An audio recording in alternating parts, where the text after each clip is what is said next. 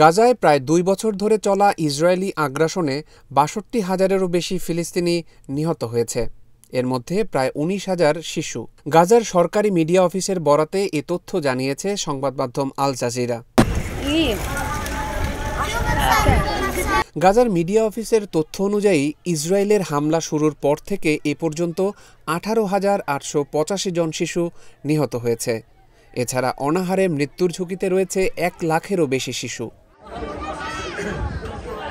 ফিলিস্তিনি শরণার্থীদের সহায়তাকারী জাতিসংঘের সংস্থা UNRWA এক বিবৃতিতে জানায়, গাজায় শিশুদের জন্য আর কোনো স্থানই নিরাপদ নয়। ইসরায়েলের অবরোধে খাদ্য ও ওষুধের সংকট তীব্র হওয়ায় ভয়াবহ মানবিক সংকট সৃষ্টি হয়েছে।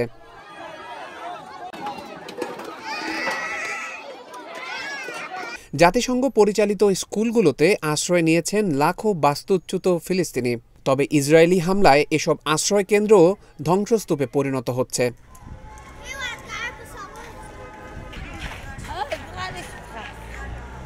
ইউনিসেফ ও UNRWA জানিয়েছে, গত ৫ মাসে ইসরায়েল একতরফাভাবে যুদ্ধবিরতি ভঙ্গ করে হামলা চালাচ্ছে।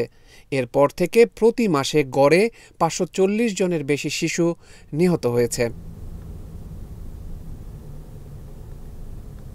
এদিকে জাতিসংঘ ও আন্তর্জাতিক মহলের সতর্কতা উপেক্ষা করে ইসরায়েল গাজা সিটিতে আক্রমণ জোরদার করেছে। প্রতিদিনই বিমান থেকে ফেলা হচ্ছে বোমা, হতাহতের পাশাপাশি ধ্বংসস্তূপে পরিণত হচ্ছে শহরটি।